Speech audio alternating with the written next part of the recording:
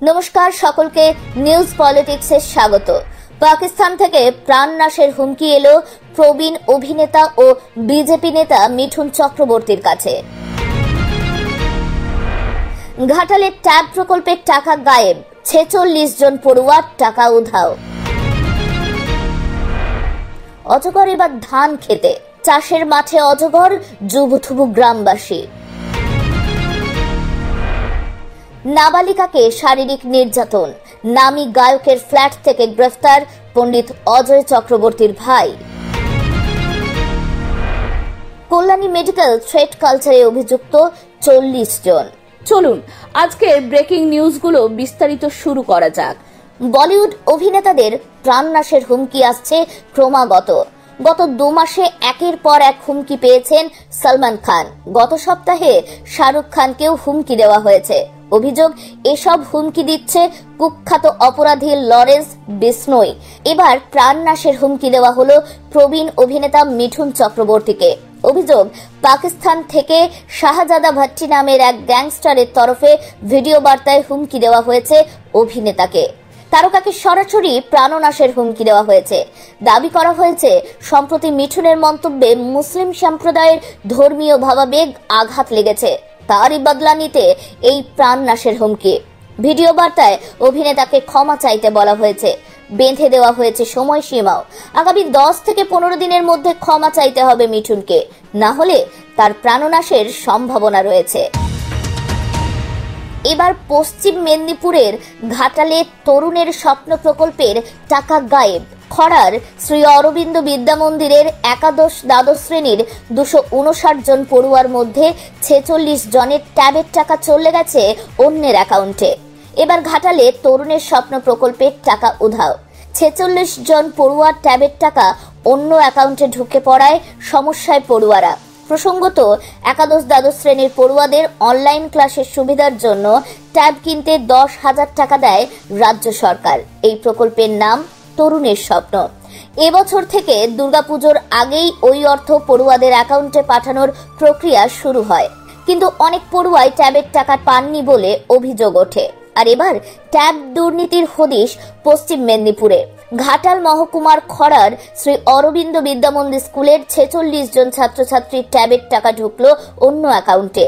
অভিযোগ, স্কুলের মোট 259 জন ছাত্রছাত্রীর মধ্যে 46 জনের টাকা ঢুকে গিয়েছে অন্য অ্যাকাউন্টে। এই নিয়ে চরম সমস্যায় পড়ুয়ারা। ভারপ্রাপ্ত প্রধান শিক্ষক জানিয়েছেন, এর মধ্যে 22 জন পড়ুয়ার টাকা তুলেও নিয়েছে প্রতারকেরা। 4 জনের টাকা উদ্ধার হয়েছে। ব্যাংকের সঙ্গে কথা বলে বাকি 20 জন পড়ুয়ার অ্যাকাউন্ট হোল্ড করিয়ে দেওয়া হয়। স্কুল কর্তৃপক্ষ জানিয়েছে, বেশিরভাগ টাকাই গেছে উত্তর দিনাজপুর, মালদা, শিলিগুড়িতে। সাইবার ক্রাইম ও বিদ্যালয়ের জেলা পরিদর্শকের অফিসে অভিযোগ দায়ের করেছে স্কুল কর্তৃপক্ষ। মালবাজার মহকুমার চালসার বাতাবাড়ি চুপড়িপাড়া এলাকার ধান ক্ষেত থেকে উদ্ধার হয় বিশাল আকার অজগর। এরপর স্থানীয়রাই সাপটিকে উদ্ধার করে গ্রামে নিয়ে আসে। পরবর্তীকালে খবর দেওয়া হয়েছে বন দপ্তরকে। বনকর্মীদের হাতে এরপর অজগরটিকে তুলে দেওয়া হয়। অন্যদিকে গতকাল রাতে একটি দাঁতাল হাতি তাণ্ডব চালালো ডামডিম এলাকায়।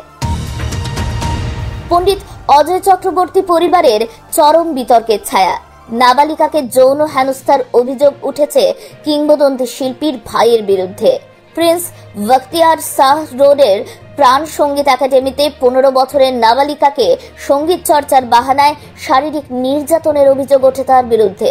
নাবালিকাকে যৌন হেনস্থার অভিযোগে পণ্ডিত অজয় চক্রবর্তীর ভাই সঞ্জয় চক্রবর্তীকে মুম্বাইতে নামী গায়কের ফ্ল্যাট থেকে গ্রেফতার করা হয়।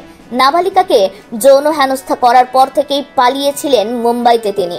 নাবালিকাকে গান শেখানোর নাম করে শারীরিক নির্যাতনের অভিযোগ উঠেছে তার বিরুদ্ধে। সেই ঘটনার পরে মানসিকভাবে বিপর্যস্ত হয়ে পড়ে নাবালিকা। চট্টগ্রামের পুলিশ কমিশনারের দাবির বিরুদ্ধে ক্ষোভ উগরে দিলেন ইসকনের পূর্বাঞ্চলীয় মুখপাত্র রাধারমন দাস।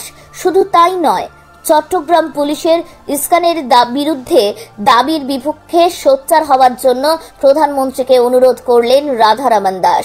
এদিকে এ নিয়ে রাধারমণ দাস বলেন, চট্টগ্রামের পুলিশ কমিশনার সাংবাদিক বৈঠকে যা বলেছেন তা আশ্চর্যজনক। তিনি বলেছেন, হিন্দুরা ওখানকার এক মুসলিম দোকানদারের গ্রেফতারের দাবিতে বিক্ষোভ দেখায়, তারা জয় শ্রীরাম স্লোগান দেয়। পুলিশ কমিশনারের দাবি ওই জনতা ইস্কনের সদস্য।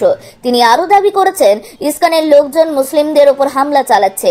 ওই সাংবাদিক সম্মেলনে কার্যত ইস্কনকে হুমকি দেওয়া হয়েছে। ইস্কনকে জঙ্গি সংগঠনের তকমা দেওয়া হচ্ছে। মুসলিমরা ইস্কন সদস্যদের খুনের হুমকি দিচ্ছে। বাংলাদেশের পুলিশ ইস্কন নিয়ে যা বলেছে তা অত্যন্ত উদ্বেগজনক। বড় কোনো ক্ষতি হয়ে যাওয়ার আগে আমরা ভারতের প্রধানমন্ত্রীর কাছে আবেদন করছি, তিনি যেন এ বিষয়ে অবশ্যই হস্তক্ষেপ করেন। আজকের খবর এই পর্যন্তই। সকলকে ধন্যবাদ এতক্ষণ আমাদের সঙ্গে থাকার জন্য।